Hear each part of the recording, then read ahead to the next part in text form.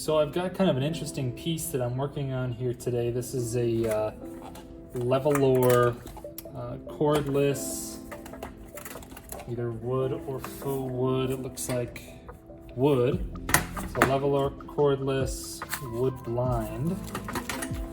Just taking a little bit of the packaging off.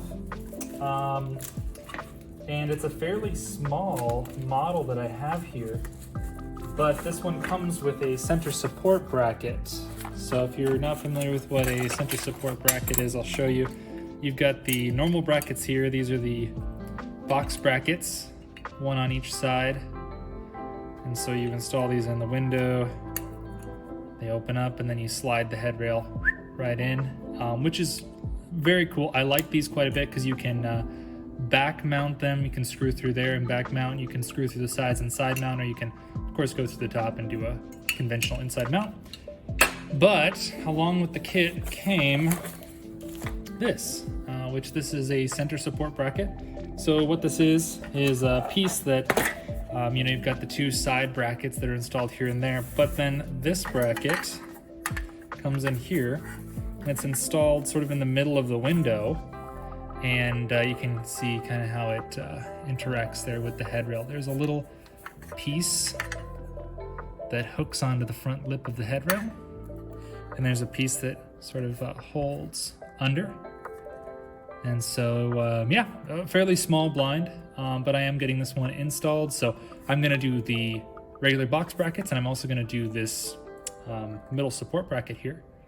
And I'll show you, even though a blind this small doesn't really need one, I'll show you how to get these in right, and how to actually install the blind once you do have everything set up.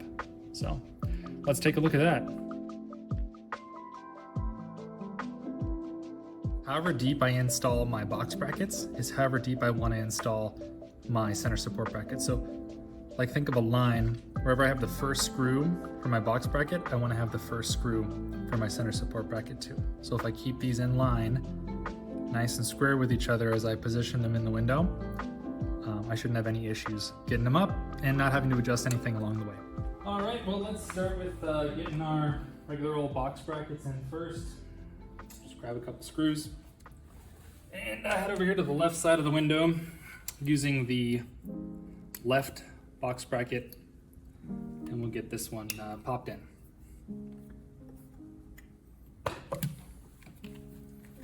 And now we can come over here to the right side and get our right side box bracket.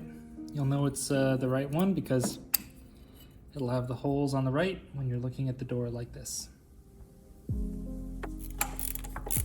All right, we got that one in, so now I'm just gonna take a look and figure what kind of depth I've installed these. Right, so the back of this bracket is lining up with the back of the box brackets. And just keep in mind too that if the center support bracket here is not lining up with the box brackets, you'll know pretty much right away. And you can just unscrew it. You can move it forward a bit or move it to one side or the other. It's really not a big deal. Pretty simple, pretty easy process, but yeah. Okay, so before we install the cordless blind, let me just give you a view here from underneath. Let's cut to that real quick. So awesome, you can see that I have all my brackets in a straight line, and that I want to make sure that the back of all the brackets lines up.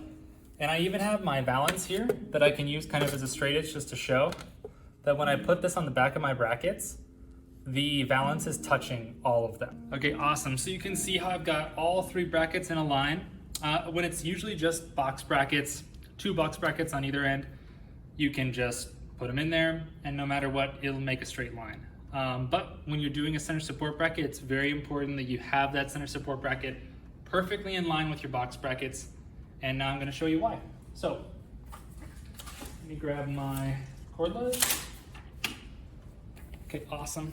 Way easier to do this install if you let the blind down a little bit so you can grab the headrail. And then let's go ahead and open up our box brackets. There we go. And then I'm going to start by getting it into the box brackets, and it should slide into the center support bracket too.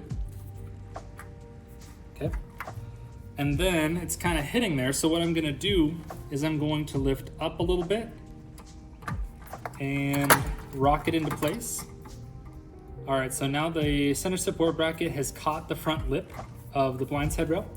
So now I'll just come here, close this box bracket, close this box bracket, and it's good to go. If you have a magnetic valance, you can go ahead and attach that at this time.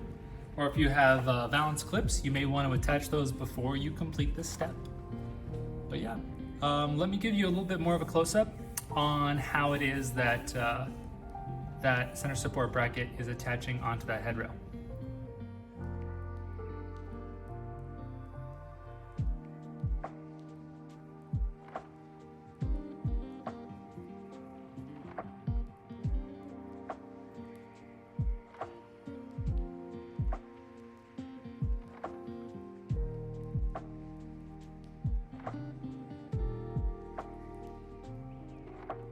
All right, well, I hope this was helpful, and I hope I was able to take some of the guesswork out of where to put that center support bracket.